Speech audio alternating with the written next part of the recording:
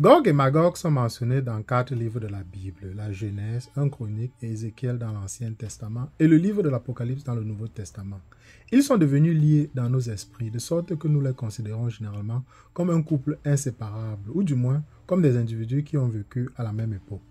Mais un examen attentif des versets dans lesquels ils apparaissent indique le contraire.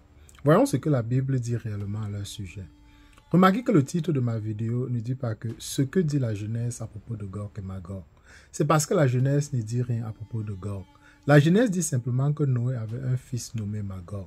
Dans Genèse chapitre 10, versets 1 à 2, la Bible dit « Voici la généalogie des fils de Noé, Sem, Cam et Japheth.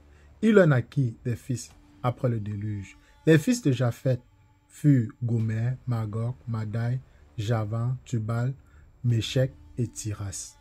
Magog était donc une personne réelle, née après le déluge de Japheth, le fils de Noé. Maintenant, étudions ce que dit 1 Chronique à propos de Gog et Magog. Il y a une référence à Gog et à Magog dans 1 Chronique. Magog apparaît dans 1 Chronique chapitre 1 verset 5. Ce verset ne fait que répéter mot pour mot Genèse chapitre 10 verset 2. Il nous dit encore que Magog était le fils de Japheth et le petit-fils de Noé. Et c'est la dernière fois que nous entendons parler de Magog dans le livre de 1 Chronique. Le nom de Magog apparaît quelques chapitres plus loin dans une généalogie détaillée des fils de Jacob, les ancêtres des 12 tribus d'Israël, énumérant les familles de Ruben. 1 Chronique, chapitre 5, verset 4 dit « Fils de Joël, Shemia, son fils, Gog, son fils, Shimei, son fils, ainsi de suite. » Ainsi, selon ce verset, Gog était le petit-fils d'un certain Joël, qui était un descendant de Ruben, le fils de Jacob. Jacob et ses 12 fils vécurent longtemps après le déluge. Des siècles plus tard, en fait, voir Genèse chapitre 11. Gog, un descendant de Ruben, serait donc né encore plus tard. Par conséquent, Gog ne pouvait pas avoir vécu à la même époque que Magog, le petit-fils de Noé. Des centaines d'années les séparaient. Alors, comment les deux sont-ils devenus liés dans nos esprits et dans d'autres versets de la Bible? Étudions ce que dit Ézéchiel à propos de Gog et Magog. Les chapitres 38 et 39 d'Ézéchiel font référence à Gog à plusieurs reprises, mais ne mentionnent Magog que 2 fois. Dieu dit au prophète Ézéchiel, « Fils de l'homme, tourne la face vers Gog, du pays de Magog, prince de Roche, de Méchec et de Tubal, et prophétise contre lui et dit, Ainsi parle l'Éternel. Voici, j'en veux à toi, Gog. » Ézéchiel chapitre 38, versets 2 et 3. La prophétie continue en disant à propos de Gog, « Tu monteras de ton lieu, de l'extrême septentrion, toi et des peuples, nombreux avec toi, tous montés sur des chevaux, une grande assemblée, une armée puissante. Tu monteras contre mon peuple d'Israël comme une nuée pour couvrir le pays. Cela arrivera dans la suite des temps. » Ézéchiel chapitre 38, versets 15 et 16. Dieu dit également qu'il fera venir Gog en jugement par la peste et le sang pour ses attaques contre le peuple de Dieu. Verset 22. Le chapitre suivant de Ézéchiel chapitre 39 continue de décrire la destruction qui s'abattra sur Gog et ses forces lorsqu'ils feront la guerre et attaqueront Israël. Les versets 6 mentionnent à nouveau Magog. « J'enverrai le feu sur Magog et sur ceux qui habitent en sécurité dans les îles, et ils sauront que je suis l'Éternel. » Ézéchiel a vécu à l'époque où les Juifs étaient emmenés captifs à Babylone. Il a dit à ses compagnons juifs captifs que leur exil à Babylone était la punition de Dieu pour s'être détournés de lui. Mais il leur a rassuré que Dieu les restaurerait s'ils se repentaient et le suivaient fidèlement. Il a prophétisé que Gog et ses armées attaqueraient un Israël restauré, mais que Dieu détruirait Gog et préserverait son peuple. De qui parlait Ézéchiel? De ce Gog du pays de Magog, dans Ézéchiel chapitre 28, verset 2. Est-ce que Gog et Magog sont des nations ou des lieux? L'exil babylonien pendant lequel Ézéchiel a vécu et prophétisé a eu lieu plus tard, beaucoup plus tard que celui du petit-fils de Noé, Magog, ou du descendant de Ruben, Gog. Les prophéties d'Ézéchiel ne pouvaient donc pas faire référence aux personnes réelles mentionnées dans la Genèse et 1 Chronique.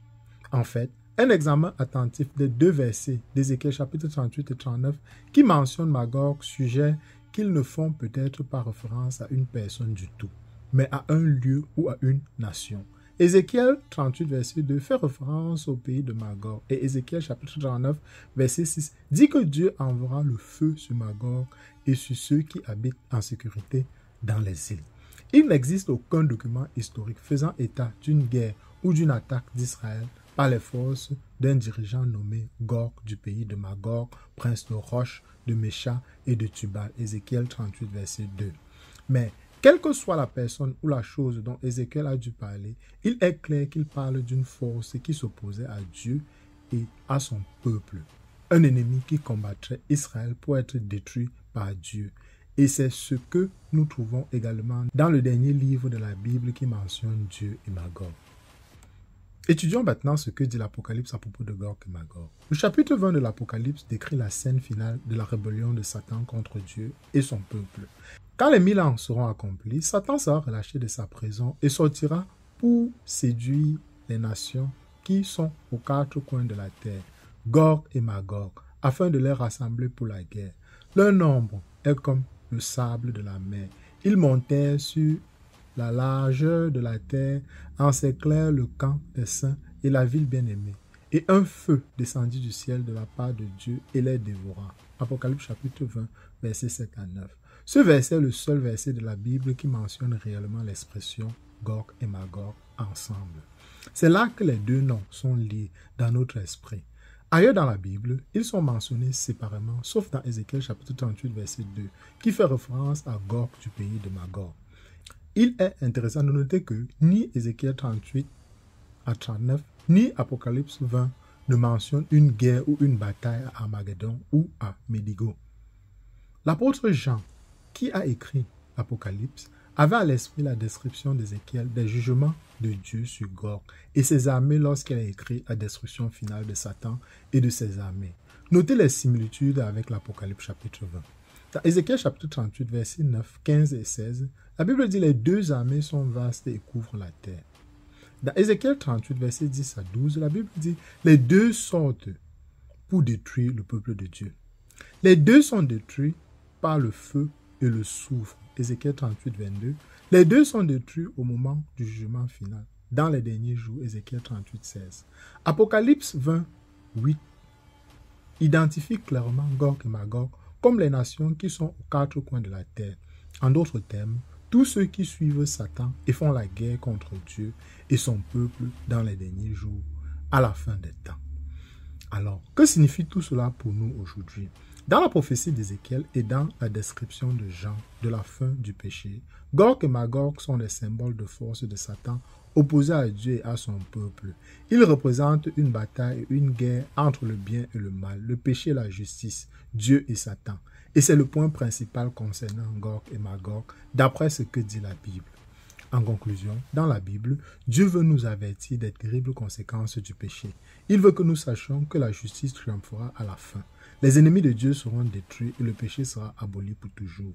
Dieu nous demande de vivre chaque jour de telle manière que nous soyons dans le camp des saints et non dans le camp de Gog et Magog. Eh bien, nous arrivons au terme de cette capsule. J'espère vous avoir édifié. Si c'est le cas, laissez-moi un pouce levé. Abonnez-vous si ce n'est pas encore le cas. On se retrouve très rapidement pour une prochaine capsule.